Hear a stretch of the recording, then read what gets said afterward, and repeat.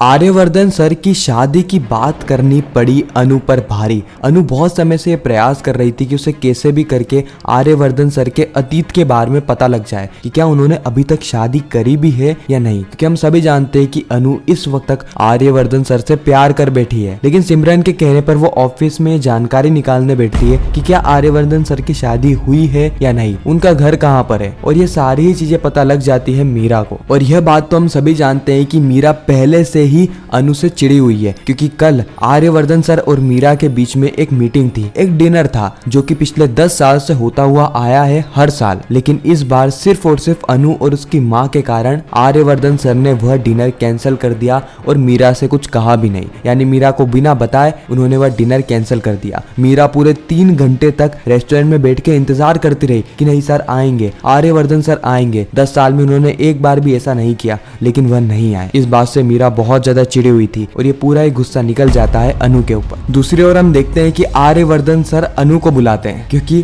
पुष्पा बार बार Aryavardhan sir पे pressure बना रही थी कि वो अनु से शादी की बात करें, यानी अनु और विपिन की शादी की बात। लेकिन आर्यवर्धन सर अनु पे दबाव नहीं डालना चाहते थे, इसीलिए वह शादी की बात तो करते हैं, लेकिन इसमें विपिन का कोई भी एंगल नहीं लगाते हैं। वह अनु से कहते हैं कि अनु अब तुम्हारी शादी की उम्र हो गई है, तुम्हें अपने भविष्य पे ध्यान देना चाहिए। और अनु इन चीज को गलत ही समझ लेती है। अनु को ऐसा लगता है कि आर्यवर्धन सर कहीं ना कहीं यह कहना चाहते हैं कि वह भी अनु को पसंद करने लगे, लेकिन वास्तविक तौर पे ऐसा था नहीं। ये सिर्फ और सिर्फ मिसअंडरस्टैंडिंग के चलते अनु गलत समझ रही थी। और अनु जैसे ये सारी चीज जाके सिमरन को बताती है, सिमरन कहती है कि तू जो कुछ भी करने वाली है एक बार अपने घर वालों से पूछ लेना, क्योंकि ना मुझे नहीं लगता कि पुष्पा आंटी इस रिश्ते के लिए मानेंगी, लेकिन एक बार उनसे पूछ जरूर लेना। अनु कहती है कि मुझे पता है मम्मी नहीं मानेंगी, लेकिन उनसे मनाना पड़ेगा, प्यार के आगे तो सभी लोग झुकते हैं ना। तो खैर इसी मिसअंडरस्टैंडिंग के साथ ये एपिसोड यहाँ पे समाप्त होता है। आपको ये वीडियो कैसी लगी कमेंट में जरूर बताना। इसी रेगुलर अपडेट सबसे पहले जानने के लिए हमारे चैनल को सब्सक्राइब जरूर करना।